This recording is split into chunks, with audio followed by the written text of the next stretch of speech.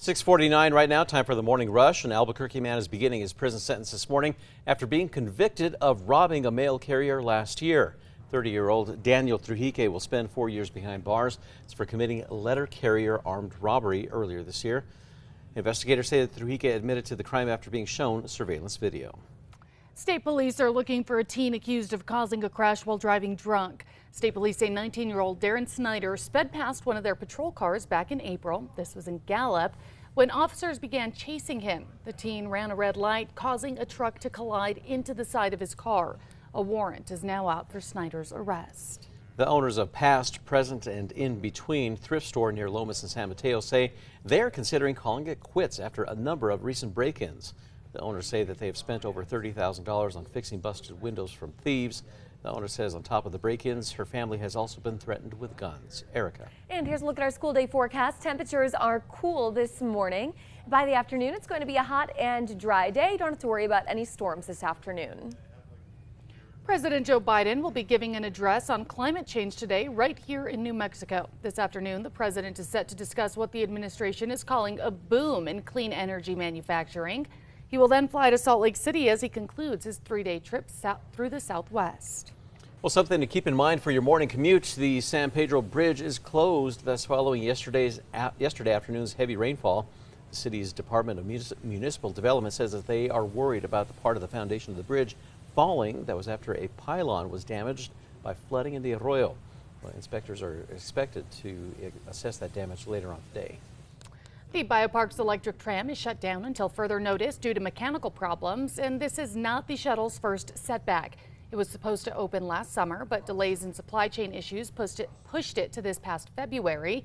As for the current issue, officials say the fans used to cool the mechanics need to be replaced. Erica. And here's a look at our threat index. It is lower today. Storms will be in western and southern New Mexico, and there will be some gusty winds and burn scar flooding possible.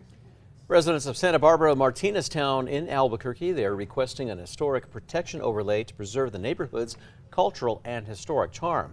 The overlay would add dozens of rules about what property owners can and can't do to their homes, specifically when it comes to exterior changes.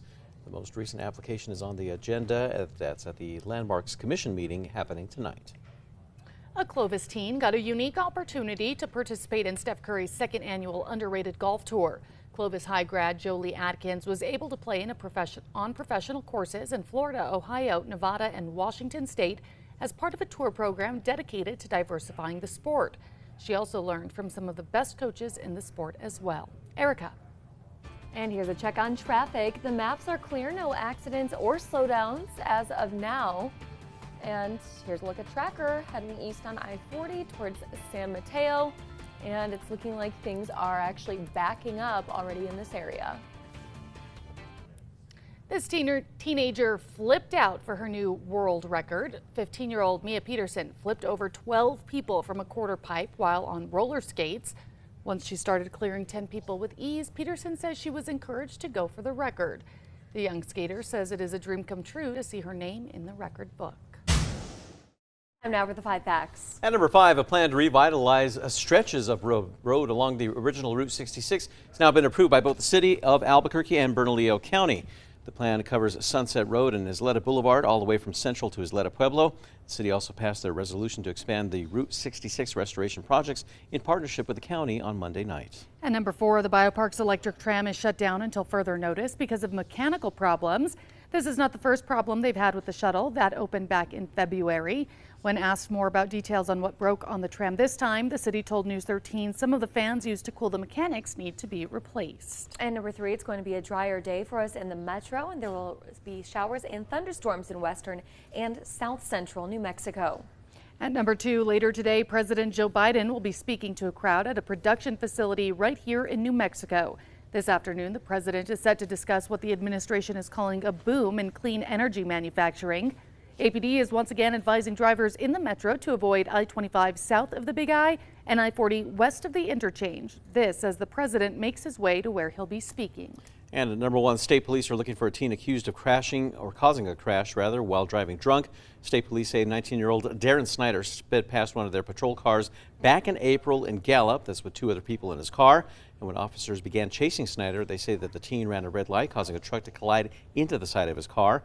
The driver of that truck was not hurt. Now, officers say that after the crash, they found alcohol in Snyder's car. A warrant is now out for his arrest after he failed to show up to his hearing 2 weeks ago.